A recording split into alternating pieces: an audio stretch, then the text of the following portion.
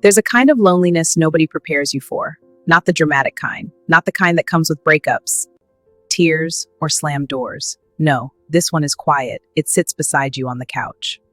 It sleeps next to you every night. It answers when you call its name, but it never really sees you. Most people don't know what to call it. You're still together, still posting photos, still attending weddings as a couple, still sharing rent, bills, groceries, a bed. On paper, everything looks fine. But in your heart, something has quietly packed its bags. This is the story of emotional divorce. Let me tell you about Ada and Tunde. They met at 24, the kind of love that feels fast, bright, and electric. Long calls at midnight, laughing in traffic, fighting over who hangs up first. Morning, morning. Phones out, eyes down. Conversation over.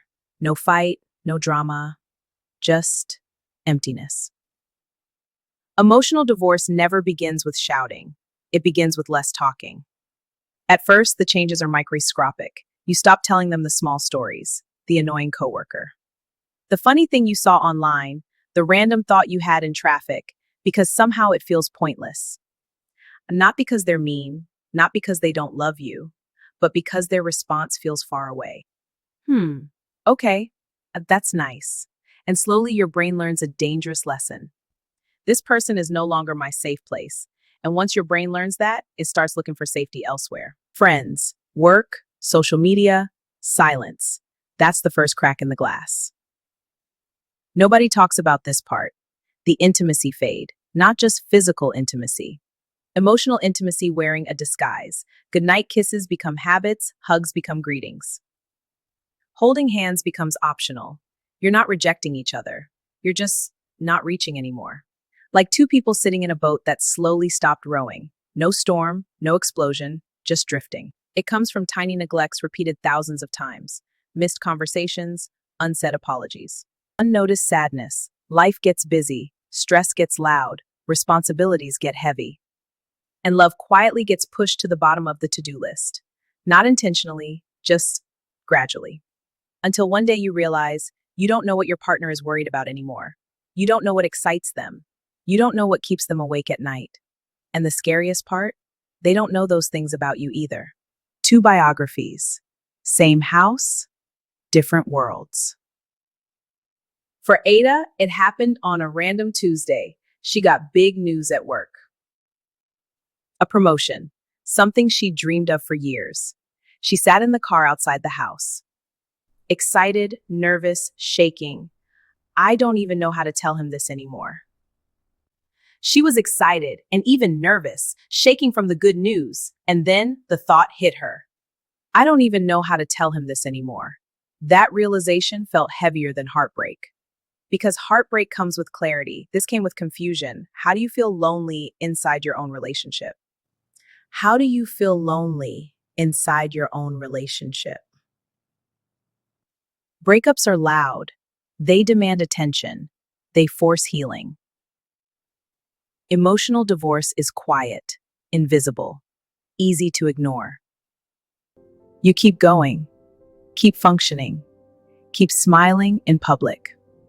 But inside, you're grieving a relationship that technically still exists.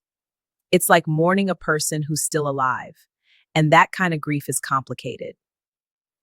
It's like mourning a person who's still alive, and that kind of grief is complicated. Here's where things get real. When emotional needs aren't met at home, the human heart starts searching. Not always for another person, sometimes just for feeling. Feeling understood, feeling heard, feeling seen. That's when friendships become emotional lifelines. Work becomes an escape. Scrolling becomes comfort. And suddenly, your partner isn't your first call anymore. They're just someone you live with. Emotional divorce is not the end. It's a warning light, a blinking dashboard signal saying, connection needed. Because here's the beautiful truth.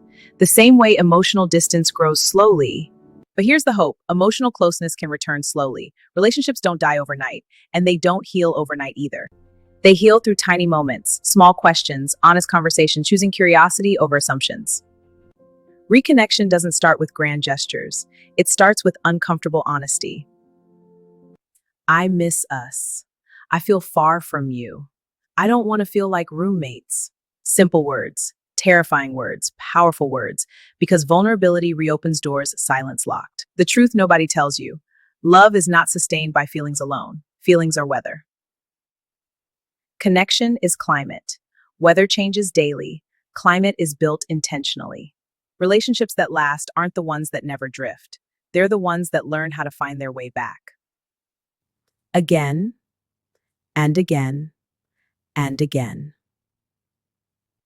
Maybe you're listening and thinking, this feels familiar. Maybe you're lying next to someone right now and feeling miles away. Maybe you're scared to admit how quiet things have become. Here's the truth. Distance doesn't mean it's over.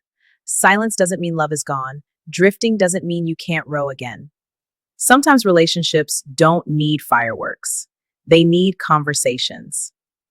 And sometimes the bravest thing you can say is, can we find our way back to each other?